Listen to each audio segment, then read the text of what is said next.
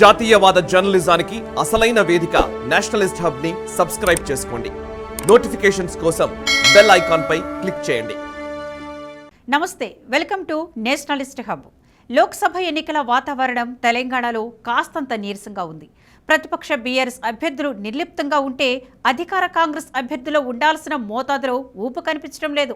క్రమంగా బలం పెంచుకుంటున్న బీజేపీ మాత్రమే కొంత హడావిడి చేస్తున్నట్లు కనిపిస్తోంది. బీఆర్ఎస్ అధినేతకు ఉన్నపాటి ఉత్సాహం ఆ పార్టీ అభ్యర్థిలో కనిపించడం లేదు. సికింద్రాబాద్లో బీఆర్ఎస్ అభ్యర్థి పద్మారావు గౌడ్ ప్రస్తుతం ఆయన ఎమ్మెల్యేగా ఉన్న సికింద్రాబాద్లో మాత్రమే కొంత ప్రచారం చేసే ప్రయత్నం చేస్తున్నారు. హఠాత్తుగా తనను అభ్యర్థిగా ప్రకటించడంతో కంగుతిన్న పద్మారావు పూర్తి స్థాయిలో బరిలోకి దిగేందుకు జంకుతున్నట్లు తెలుస్తోంది. ఖైరతాబాద్ బీఆర్ఎస్ ఎమ్మెల్యే దానం నాగేందర్ను సికింద్రాబాద్ లోక్సభ అభ్యర్థిగా కాంగ్రెస్ ప్రకటించి నెల రోజులు గడిచినా దానం జాడలేదు. బీఆర్ఎస్ శ్రేణులు నాగేందర్కు దూరం అయ్యారు. కాంగ్రెస్ కార్యకర్తల నుంచి సహకారం లభించడం లేదు. లోక్సభ పరిధిలోని ఎమ్మెల్యేలతో అంతగా సఖ్యత లేదు. ఖైరతాబాద్ అసెంబ్లీ సెగ్మెంట్లో సుదీర్ఘకాలంగా తనతో ఉన్న కొంతమంది కార్యకర్తలు, నేతలు మాత్రమే దాన వెంట ఉన్నారు. సికింద్రాబాద్ లోక్సభ పరిధిలోని సికింద్రాబాద్ అసెంబ్లీ నియోజకవర్గ ఎమ్మెల్యే పద్మారావు గౌడ్ బీఆర్ఎస్ తరపున ప్రత్యర్థిగా రంగంలోకి దిగారు. నాంపల్లిలో మజ్లిస్ ఎమ్మెల్యేతో నాగేందర్కు అంతగా పరిచయం లేదు.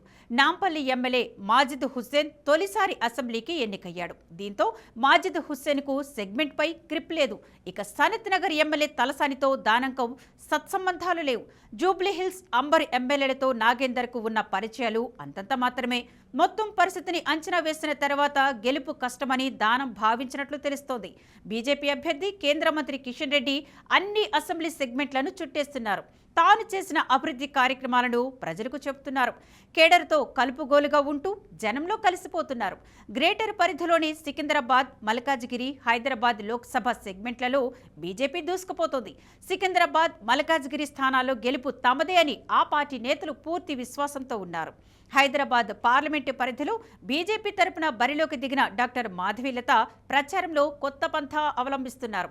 ఓటర్లను ఆకర్షించడంలో ముందున్నారు. మజ్లిస్ శ్రేణులు కూడా భయపడే స్థితి ఏర్పడింది. హైదరాబాద్ లోక్సభ స్థానంలో మాధవీలత అతి తక్కువ మెజార్టీతో అయినా గట్టెక్కే అవకాశాలు ఉన్నాయనే అభిప్రాయాలు అక్కడక్కడా వినిపిస్తున్నాయి. బోగస్ ఓట్ల తొలగింపు, ఎంబీటీ బరిలోకి దిగడంతో పాటు మతంతో సంబంధం లేకుండా మహిళా ఓటర్లు మాధవీలత వైపు మొగ్గు చూపే అవకాశాలు పుష్కలంగా ఉన్నాయనే భావన బీజేపీ శ్రేణుల్లో ఉంది. అందరి అంచనాలను తలక్రిందులు చేస్తూ మాధవీలత గెలిచినా ఆశ్చర్యం లేదంటారు పరిశీలకులు. రాష్ట్ర ఎన్నికల సంఘం తెలంగాణ వ్యాప్తంగా మొత్తం 22 లక్షల బోగస్ ఓట్లను తొలగించింది.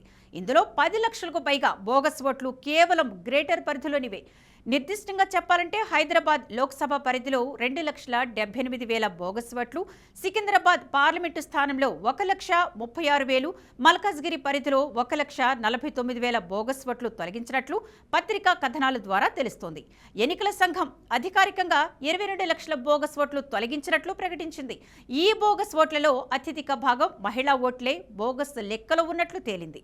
సికింద్రాబాద్ పార్లమెంటు పరిధిలోని అంబర్పేట్, ముషీరాబాద్, నాంపల్లి అసెంబ్లీ సెగ్మెంట్లు, హైదరాబాద్ లోక్సభ పరిధిలో చార్మినార్, చాంద్రియాన్గుట్ట, యాకత్పుర, బహదూర్పుర సెగ్మెంట్లలో బోగస్ ఓట్లను ఈసీ తొలగించింది.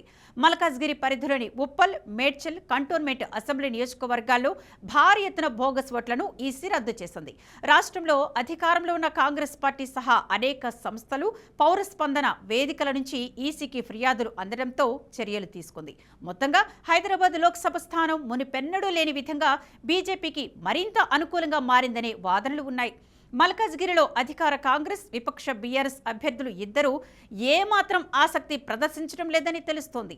చేవెళ్ల సీటు ఆశించిన పట్నం కుటుంబానికి అనుకోని రీతిలో మల్కాజ్గిరి నుంచి పోటీ చేయాల్సి రావడం అంతగా రుచించడం లేదని సమాచారం.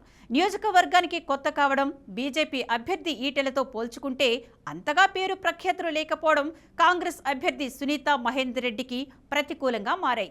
మల్కాజ్గిరి పార్లమెంటు పరిధిలోని 7 అసెంబ్లీ నియోజకవర్గాల్లో బీఆర్ఎస్ ఎమ్మెల్యేలు ఉన్నారు. వీరిలో కొంతమంది కేసీఆర్ కుటుంబంతో సాన్నిహిత్యం ఉన్నవారు కావడంతో కాంగ్రెస్కు సహకరించే పరిస్థితిలో లేరు. ఇక మల్కాజ్గిరి, మేడ్చల్ నియోజకవర్గాల్లో బీఆర్ఎస్ తరపున ఎన్నికైన చామకూర మల్లారెడ్డి, మరి రాజశేఖర రెడ్డిలు కాంగ్రెస్కు వ్యతిరేకంగా ఉన్నారు. అదే సమయంలో బీఆర్ఎస్కు కూడా అనుకూలంగా లేరు. కాంగ్రెస్లో చేరే ప్రయత్నాలు బెడిసుకుంటాయి. బీఆర్ఎస్తో దూరం పెరిగింది. తమ వ్యాపారాలపై కాంగ్రెస్ ప్రభుత్వం కత్తిగట్టిందనే కోపం మల్లారెడ్డి కుటుంబానికి ఉంది. దీంతో మేడ్చల్ ఎమ్మెల్యే మాజీ మంత్రి మల్లారెడ్డి, ఆయన అల్లుడు మల్కాజ్గిరి ఎమ్మెల్యే మర్రి రాజశేఖర్ రెడ్డిలు లోపాయికారిగా బీజేపీకి మద్దతు తెలుపుతున్నారనే ప్రచారం ఉంది. తమ అనుచరులు విద్యా సంస్థలో పనిచేసే వారితో బీజేపీ అనుకూల ప్రచారం చేస్తున్నట్లు తెలుస్తోంది. ఇక బీఆర్ఎస్ తరపున పోటీ చేస్తున్న రాగిడి లక్ష్మారెడ్డికి స్థానిక బీఆర్ఎస్ కేడర్ ఏమాత్రం సహకరించడం లేదు. గతంలో కాంగ్రెస్లో ఉన్న రాగిడి లక్ష్మారెడ్డి అసెంబ్లీ ఎన్నికల సమయంలో బీఆర్ఎస్ తీర్థం పుచ్చుకున్నారు. ముఖ్యమంత్రి రేవంత్ రెడ్డిపై తీవ్ర స్థాయిలో విమర్శలు చేసి గులాబీ కండువా కప్పుకున్నారు. దీంతో ముఖ్యమంత్రి అనుచర వర్గం కాంగ్రెస్ గెలవకపోయినా పర్వాలేదు, కానీ బీఆర్ఎస్ అభ్యర్థి రాగిడి లక్ష్మారెడ్డికి డిపాజిట్ కూడా దక్కకూడదనే పంతంతో ఉంది. ఎల్బీ నగర్ ఎమ్మెల్యే సుధీర్ రెడ్డి మినహా మిగతా శాసనసభ్యులెవరూ రాగిడికి సహకరించకపోవడంతో చేసేదేం లేక మిన్నకుండిపోయారు. బీజేపీ అభ్యర్థిగా రంగంలోకి దిగిన ఈటెల మాత్రం ఓ క్రమ పద్ధతిలో ప్రచారం చేస్తున్నారు. ఎల్బీ నగర్ ఎమ్మెల్యే మినహా మిగతా అందరూ శాసనసభ్యులు ఈటెల విజయానికి పరోక్షంగా సహకరించే అవకాశాలు ఉన్నాయి. అంతేకాదు, మల్కాజ్గిరి సెగ్మెంట్లో బీజేపీ ముందు నుంచి బలంగా ఉంది. సుమారు 3 లక్షల సాలిడ్ ఓటు బ్యాంకు ఉంది. ఇతర రాష్ట్రాల ఓటర్ల సంఖ్య కూడా ఎక్కువ సంఖ్యలో ఉంది. అంతేకాదు, హిందీ రాష్ట్రాల ఓటర్ల ప్రాబల్యం ఉన్న సెగ్మెంట్ కూడా కావడంతో బీజేపీకి కలిసొచ్చే అవకాశాలు ఉన్నాయి. కోవిడ్ కాలంలో వైద్యారోగ్య శాఖ మంత్రిగా ప్రజలకు సేవలు అందించిన కారణంగా ఈటెలపై ప్రత్యేక అభిమానం కూడా బీజేపీ విజయానికి దోహదపడే ఛాన్స్ ఉంది. ఉమ్మడి నల్గొండ జిల్లాలోని భువనగిరి సెగ్మెంట్లో బీజేపీ అభ్యర్థి బోర నరసయ్య గౌడ్ గెలుపు అవకాశాలు మెరుగ్గా ఉన్నట్లు అర్థమవుతోంది. 3 ప్రధాన అంశాలు బీజేపీ సానుకూలతకు కలిసొస్తాయంటారు ఎన్నికల పరిశీలకులు. గతంలో చేసిన అభివృద్ధి కార్యక్రమాలు, సామాజిక వర్గం బలం, ముందు నుంచి బీజేపీ బలంగా ఉండడంతో కమలం పార్టీ గెలుస్తుందనే అంచనాలు ఉన్నాయి. తుంగతుర్తి, ఇబ్రహీంపట్నం మినహా మిగతా అసెంబ్లీ సెగ్మెంట్లన్నీ బోరుకు అనుకూలంగా ఉన్నాయనే ప్రచారం ఉంది. సౌమ్యుడనే పేరు కూడా ఉంది. మొత్తంగా ఉత్తర తెలంగాణలోని ఆదిలాబాద్, నిజామాబాద్, కరీంనగర్, వరంగల్, ఖమ్మం జిల్లాలో ఖచ్చితంగా 3 స్థానాల్లో బీజేపీ గెలుస్తుందంటున్నారు పరిశీలకులు. రాబోయే ఎన్నికల్లో దక్షిణ తెలంగాణలో సిట్టింగ్ స్థానమైన సికింద్రాబాద్తో పాటు మల్కాజ్గిరి, చేవెళ్ల, భువనగిరి, జహీరాబాద్, మెదక్, మహబూబ్ నగర్ స్థానాల్లో కమలం పార్టీకి అనేక అనుకూలతలు ఉన్నాయనే అంచనాలు వెలువడుతున్నాయి. అంటే తెలంగాణలోని మొత్తం 17 స్థానాల్లో 10 స్థానాల్లో బీజేపీ కైవసం చేసుకొని తీరుతుందని, అవకాశం ఉంటే మరో స్థానం కూడా గెలుస్తామంటారు ఆ పార్టీ నేతలు. మొత్తంగా అధికార కాంగ్రెస్ పార్టీ ఎక్కువ అవకాశాలు ఉంటాయని తొలుత భావించినప్పటికీ క్రమంగా గాలి కమలం వైపు వీస్తుండటంతో మొదటి స్థానంలో బీజేపీ, 2వ స్థానంలో కాంగ్రెస్ వస్తుందనే టాక్ ఉంది. బీఆర్ఎస్ అభ్యర్థులకు చాలా చోట్ల డిపాజిట్లు రావడం కూడా కష్టమంటున్నారు.